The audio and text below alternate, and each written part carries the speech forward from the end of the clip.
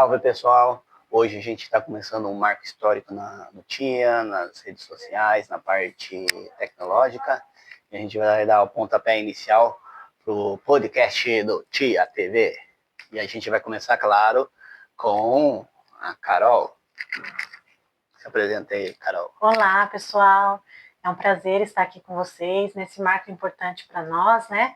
Afinal, hoje é nosso aniversário de 17 anos. E eu me apresento, sou a Carol, fundadora do TIA e atual gestora. Prazer conhecer vocês. Então, pessoal, o podcast do TIA é isso que vocês estão vendo aqui, essa parte linda que a gente construiu aqui em obras, e tudo simples, mas com muita tecnologia, beleza?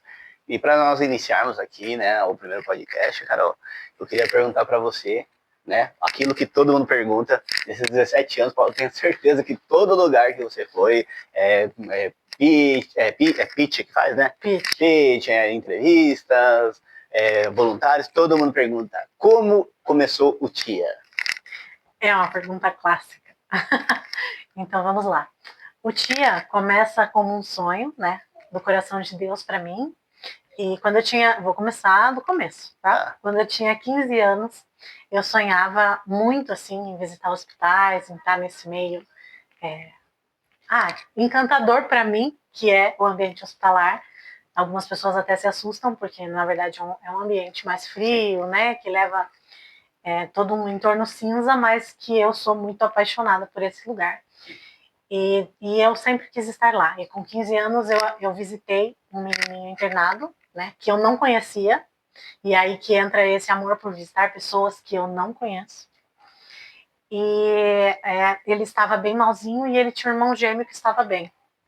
E esse irmão gêmeo, eu fui com ele na brinquedoteca do hospital, e lá eu vi assim, seja um voluntário, trabalhe aqui, atue conosco. Eu falei, nossa, tem essa possibilidade de ser voluntário em hospital, tipo, não é só se eu for médica, enfim, fazer algo na área da saúde, eu posso ser uma voluntária e estar dentro do hospital.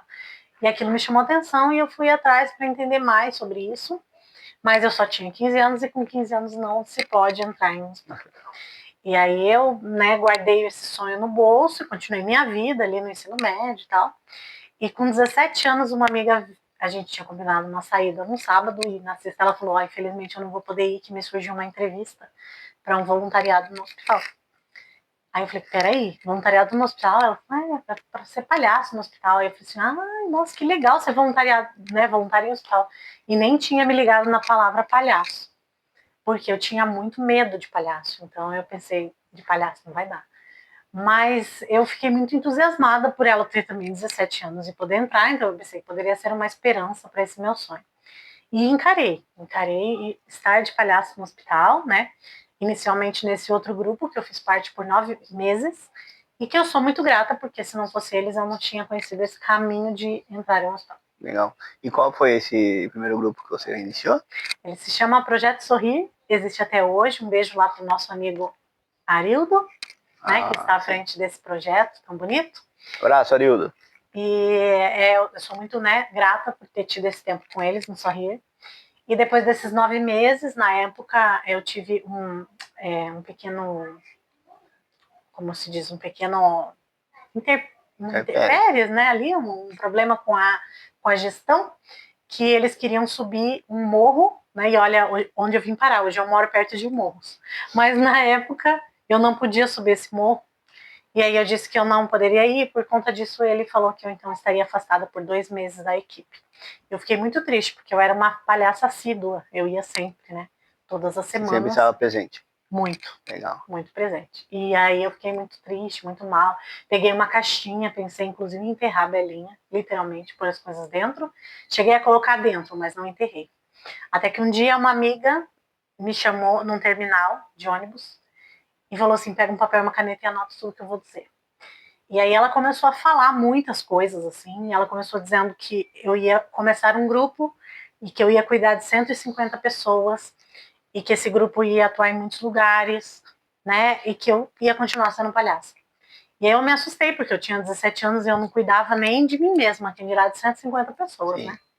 E aí, desde então, desde esse dia, o TIA começou, no dia 3 de agosto de 2008, depois dessa conversa, num lar de idosos, onde abriu as portas para nós. Eu sou muito grata, inclusive a Grazi, do lar de idosos Nova Canaã, que deu essa oportunidade para nós. Afinal, né, o TIA não existia, alguém tinha que dar a oportunidade da gente começar. Sim. E foi com ela, então a gente é muito grato. E já passamos essa meta dos 150 pessoas para eu cuidar. Já passamos aí uns 200 e tantos voluntários até hoje. Legal. É isso aí, pessoal. Se vocês estiverem ouvindo um barulho diferente aí, é que tem muita igreja aqui perto de casa, tá? Eles trocam o sino a cada 10 minutos. Pode estar ouvindo algum sino, mas é tipo música de fundo. Você falou algo que eu achei interessante e eu já vi algum workshop seu também que você comenta sobre isso. Você falou sobre enterrar né, que você ia enterrar a Belinha, você falou. Mas o que seria isso? Seria algo no sentido figurado ou você ia enterrar mesmo? E por que teria esse sentimento de velório ali nessa questão? Por quê? Eu queria enterrar mesmo. Eu tinha pego uma caixa de sapato e tinha guardado as coisas da Belinha, que era Sim. a roupa, a peruca que ela usava na época, o nariz de palhaço. Eu queria enterrar mesmo, assim. Eu acho que aquele momento, assim, eu senti, sei lá, um desconforto, uma frustração tão grande em relação àquela punição dos 2 meses, visto que eu estava realizando um sonho, que eu não tinha faltas, eu não faltava, né? Eu ia todo sábado de manhã na ala de queimados com a mesma dupla e fazia com o maior amor do mundo, porque eu era muito feliz fazendo aquilo. Então, quando falaram para mim que eu ia ficar 2 meses, né, o que ele chamou a expressão de 2 meses de banco, por conta de eu não ter subido um morro, eu falei, então não faz mais sentido eu viver isso. Sim. Tipo, daqui 2 meses eu voltar lá como se nada tivesse acontecido, porque me machucou. Então, eu não quero mais isso para mim. E aí, como na minha vida, eu acho que as coisas acabam quando a pessoa morre, talvez. Então, eu entendi que aquele momento eu faria isso com a Belinha, assim. Eu ia, sei lá, matar ela, né? É forte, mas eu acho que era isso que eu tinha pensado em fazer. E, de fato, eu ia enterrar ela lá no fundo do terreno, assim. Mas aí eu só lembro de guardar as coisas na caixa e aí acontecer isso, esse encontro com essa amiga e mudar tudo, assim. E é interessante essa vertente, algo que eu estava pensando aqui, refletindo quando você estava falando, que imagine se você realmente tivesse feito isso de enterrar, e a sua amiga viesse e falasse para você, você ia ressuscitar a Belinha? Eu acho que não. Esse é o ponto de você pensar, se de repente se a tua amiga tivesse demorado um pouco mais para trazer essa revelação que ela trouxe para você, alguma coisa do tipo, como que seria posterior, né? Será que hoje teríamos uma Belinha ou seria Florinda, sei lá o quê? Eu acho que seria a Josefina. Josefina? Eu acho que eu não iria ressuscitar, não. Acho que teria que começar outra coisa, não sei. Eu estava aqui pensando... Talvez nem seria palhaço, né? Não sei. Talvez fosse vestido de Mulher Maravilha, né? Então, personagem. Talvez eu fosse para esse lado. Ou nem desse moral para isso que ela me falou. Sim. Né? Tipo, não, eu já enterrei, agora deve ser para outra pessoa. Entendi. Escolhe outra. Interessante. E a evolução, né, o crescimento, assim, você vê o grupo, né, pelas fotos iniciais que você mostrou ali do começo, meio e a continuação de hoje, ela tem uma evolução interessante, né, no perfil do grupo e também na identidade visual, né. Hoje a gente vê que a identidade visual do TIA, ela é muito semelhante à figura hospitalar mesmo, né. Sim. Então, tipo, não é tipo, igual aquele palhaço do hospital de circo, por exemplo. Você vê que tem uma distinção hoje, assim, no figurino e na abordagem que vocês fazem também nos hospitais, né? E que partir de momento você... Qual momento que vocês viram a necessidade de mudar essa identidade visual do TIA? Então, na verdade, a gente tinha muito amor e pouca técnica, né? No início e tal. Então, nós éramos muitos e ninguém tinha, assim, nenhum conhecimento técnico, ninguém entendia realmente de palhaçaria, né? A gente tinha boa vontade. E aí, só que eu sempre busquei conhecimento, sempre gostei muito, assim, de estudar, de entender o que eu estava fazendo. E aí eu, né, conheci uma pessoa que entendia da arte e trouxe essa oficina para dentro do TIA pela primeira vez, lá em meados de 2011, talvez. Foi a nossa primeira oficina, onde a gente pôde, de fato, entender e se aprofundar pela primeira vez, assim, na palhaçaria hospitalar mesmo, e ali foi que ele pediu para que todos se arrumassem, né? Sei lá, se maquiassem, trouxessem figurino, no último dia do workshop, e quando a gente se vestiu, assim, todo mundo muito feliz, que ia mostrar para alguém de fora, né? Quem éramos nós e tal. Aí ele falou assim, agora eu quero que nós éramos em mais ou menos uns 25, 20, e ele falou, agora eu quero que todos vocês fiquem de pé. E quando ele pediu para que a gente ficasse de pé, daí ele falou, agora fico só as meninas. Eu vejo 15 belinhas, ele falou.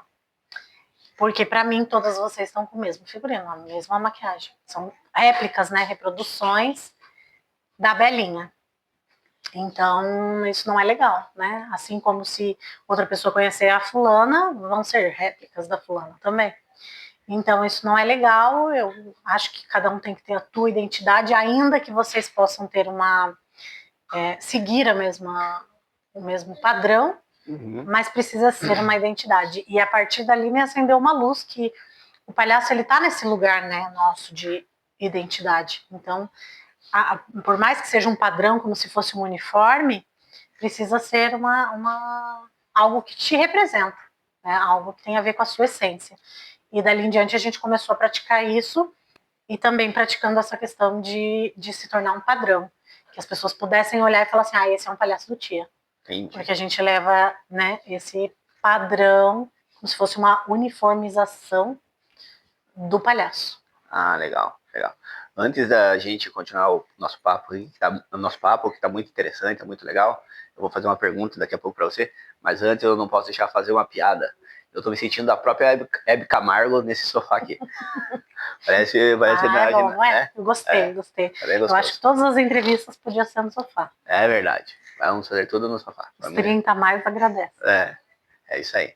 Então podemos dizer hoje que, por exemplo, um palhaço de hospital, eu não sei se isso entraria em outras áreas também, tipo, porque tem alguns lugares que eu vejo que eles levam um personagem também, né? Então, tipo, temos que vai lá o super-herói, vai o Minions, né? Eu já vi Minions também. Então, vai diversas pessoas também com outros perfis nos hospitais. Então, mas assim, em relação ao palhaço, você acredita que tem que ter uma técnica, tem que ter uma base, digamos assim, para estar atuando dentro dos hospitais. Não tem como só você colocar aquele nariz de palhaço e vamos para dentro lá fazer a palhaçaria. Olha, é bem complexo e bem, como que a gente pode dizer, é um pouco... cada um tem a sua visão em relação a isso, né? Sim. Mas a minha visão, durante todo esse tempo e toda essa experiência de ter entrado em todos esses caminhos, do palhaço sem experiência, para o palhaço que entende um pouco e o palhaço que de fato tem experiência, faz toda a diferença na atuação. No resultado final da nossa entrega, da nossa atuação, quando a gente tem técnica, você consegue expressar melhor, você consegue entregar algo melhor, e você vê também o resultado nessa entrega, porque assim, o paciente ele está sedento, qualquer coisa que o paciente ele está sedento, então qualquer coisa que você leva para ele vai gostar. Entendi. Né? Mas se você leva uma atuação com qualidade artística, você vê a transformação real daquele ambiente. É como se de fato fosse terapêutico, sabe? Como se fosse um analgésico, como se fosse, sei lá, uma ajuda mesmo, uma contribuição para a cura daquele paciente, quando leva de fato a alegria numa forma mais técnica.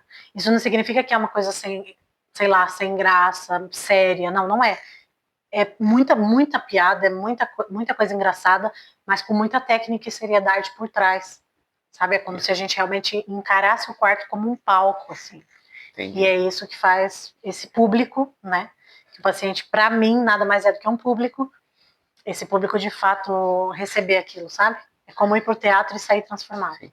Então, vamos dizer que você acredita que um palhaço que não tenha uma preparação, que não passe por um treinamento, hoje assim, no perfil do Tia, ele teria bastante dificuldade em atuações. É um assunto polêmico, mas ele teria dificuldade. Primeiro, para atuar com uma dupla que já é treinada, né, já é capacitada.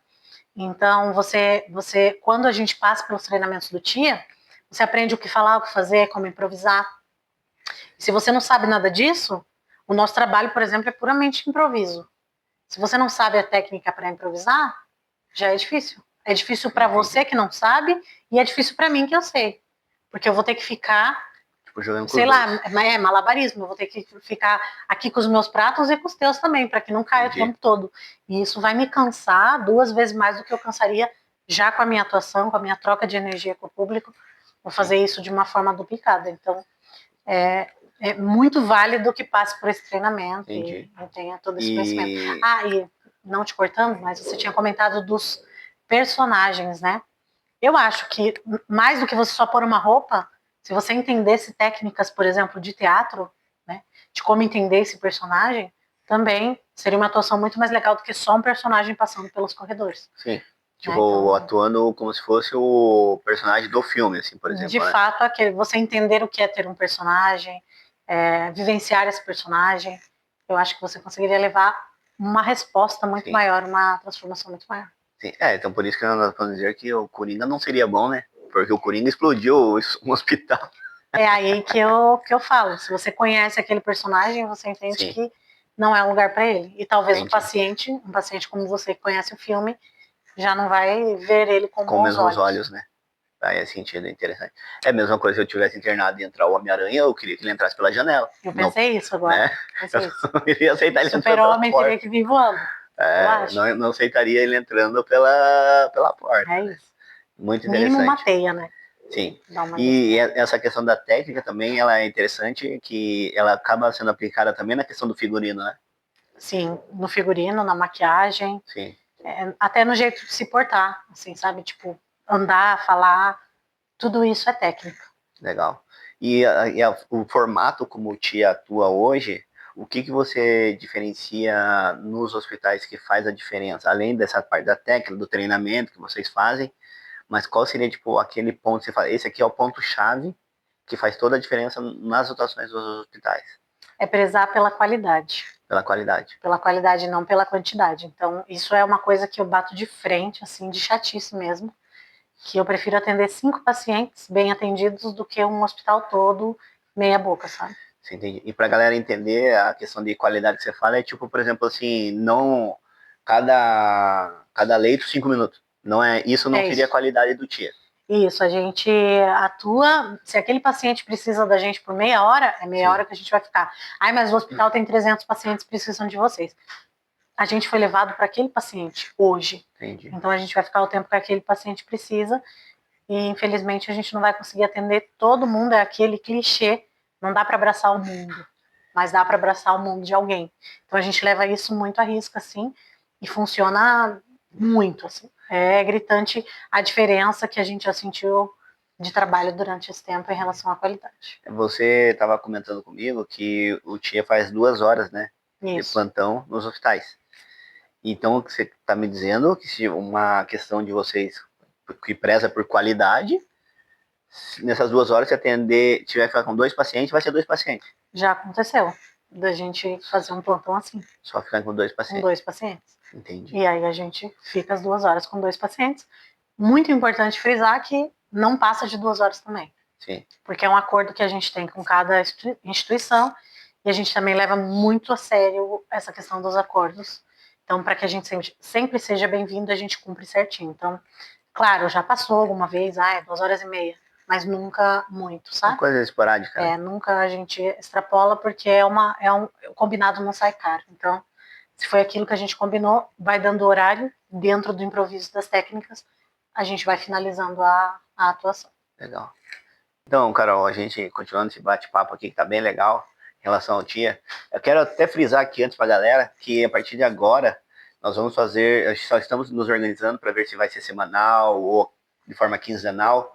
Vamos estar postando vídeos assim de conversas sobre assunto de palhaçaria, sobre assunto de artes, assunto sobre o TIA, de histórias do TIA. Aí vamos ver para chamar outras pessoas para conversar.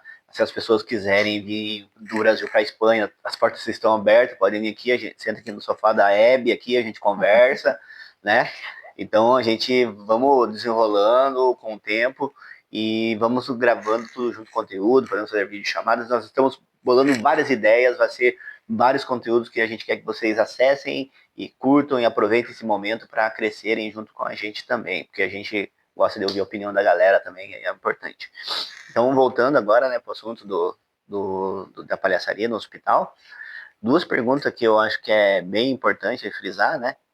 Que relação, uma delas é identificação, né? Então, tipo, eu vejo assim que o Tia, ele é bem, né, não podemos dizer rígido, mas ele é bem identificado, né? Então, tipo, uma pessoa do Tia nos hospitais, ela consegue, na verdade, consegue identificá-la por 3 pontos que eu vejo.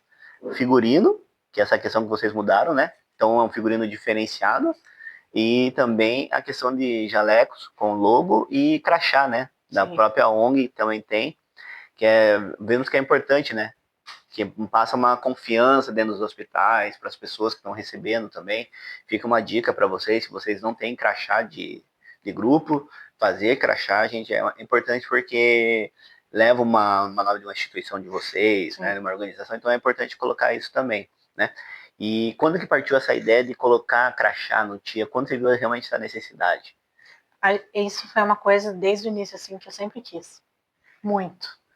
Justamente por isso, por estar, né, identificado logo de cara, né? Você chega já com uma identificação e você também passa uma segurança para quem está te vendo, te recebendo. Então era uma coisa que eu sempre quis e desde, sei lá, de 2011 a gente tem, só que era muito simples, assim, sei lá, impresso, com papel, aqueles de plástico que você colocava. Então, tipo aqueles lá do prezinho. Assim, é isso, minto, não é desde 2011, sei lá, desde 2009, eu acho. É desde que a logo do Tia ainda era outra logo. A gente já tinha crachá. Porque eu achava muito importante. Mais até do que o jaleco. O jaleco veio depois do crachá. Sim. Porque era a coisa mais fácil para mim, né? Fazer esse mais simples, mas que tivesse ali a identificação. Então é uma coisa que eu acho muito, muito importante. E mesmo assim eu sempre falo, né? Que independente de todas essas identificações, quando você entra no hospital, a pessoa está ali deitada, ela não olha se é o Tia, se é o outro grupo, se é o fulano, é só palhaço de hospital. E ela meio que taxa como todos sendo um só. E aí é por isso também a importância de que todo mundo esteja meio que falando a mesma língua de palhaçaria, sabe? Porque se um faz uma coisa errada, queima todo mundo. Sim. Não queima o grupo dele, ele queima o palhaço de hospital em geral. E já aconteceu muito, né? De falarem, vi um palhaço do Tia fazendo tal coisa. E nem era palhaço do Tia, mas como a pessoa só tinha essa referência de palhaço, associa. Então, por mais identificado que seja, o palhaço de hospital ele tem que lembrar que ele carrega a palhaçaria com ele mesmo, né? Não é só o grupo que ele faz parte. Entendi. Então, pessoal, fica aí a dica. Quando você vê um palhaço vestido de mais ou menos aparência vintage, os homens mais de gravata, as meninas de meia calça branca com mais vestido, pode ter certeza que provavelmente você vai identificar que é do Tia. E outra pergunta que eu queria fazer para você também, que eu vejo que tem um diferencial no Tia que você faz, é a questão de frequência, né? De horas, quantas horas, que eu já vi numa prestação de contas do Tia, onde vocês referem-se a quantidade de horário voluntariado que vocês fazem, né? Então, você quer me dizer para mim que, por exemplo, hoje teve plantão do Tia, que esse tempo que eles estão lá é tudo coordenado, monitorado, você sabe quanto tempo, por exemplo, o Severino perguntou, precisa de uma declaração, você sabe quantas horas ele fez. Isso, é tudo, né, computado e organizado mensalmente, a gente tem esse controle de quantas horas cada um fez, justamente se um dia precisa de declaração, de comprovação, ou de qualquer outro tipo de comprovação, se essa pessoa estava mesmo no hospital ou não, né, naquele momento, eu preciso ter esse controle. Então, é tudo bem controlado, inclusive também é feita essa questão de manutenção dessa frequência. A pessoa precisa estar no plantão 3 vezes ao mês, e essa frequência é uma frequência obrigatória dentro do time.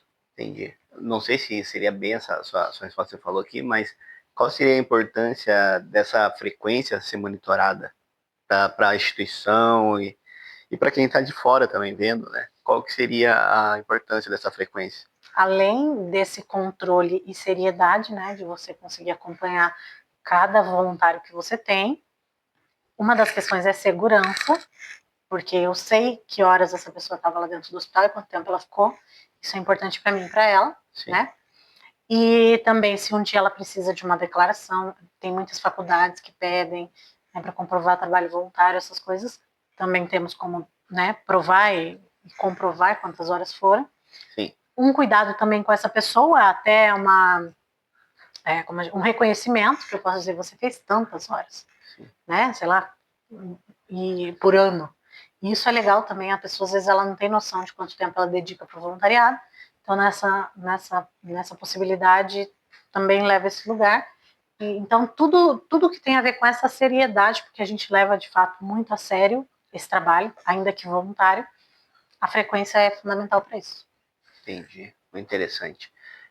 Você quer falar alguma coisa especial? Agora você tem 1 minuto livre para você Nossa, falar. 1 minuto. 1 minuto você fala para as pessoas alguma coisa que você acha que é importante, que é viável em relação ao TIA. Eu quero agradecer essa oportunidade de estar aqui abrindo esse podcast e dizer que eu estou muito feliz porque hoje, então, a gente comemora 17 anos de história, né? E é um marco muito bonito, muito importante, é um ano muito diferente para mim, né? Porque estou no TIA, sim, na gestão, mas à distância, então é tudo um pouquinho mais difícil, tudo chega um pouquinho depois aqui, apesar de eu estar horas à frente, mas chega um pouquinho depois. Então tem sido desafiador em muitas coisas, bate uma saudade enorme, porque aqui eu ainda não atuo, mas eu estou muito feliz e peço que vocês estejam com a gente aí nos próximos capítulos dessa aventura, que apesar da gente não estar atuando no hospital, a gente tem muita bagagem, muita coisa para dividir com vocês. É isso aí, pessoal. E uma pergunta de curiosidade já, né? Tipo, acredito que muitas pessoas já devem ter perguntado para você. E vamos aí deixar as pessoas ou mais curiosas ainda, ou na expectativa.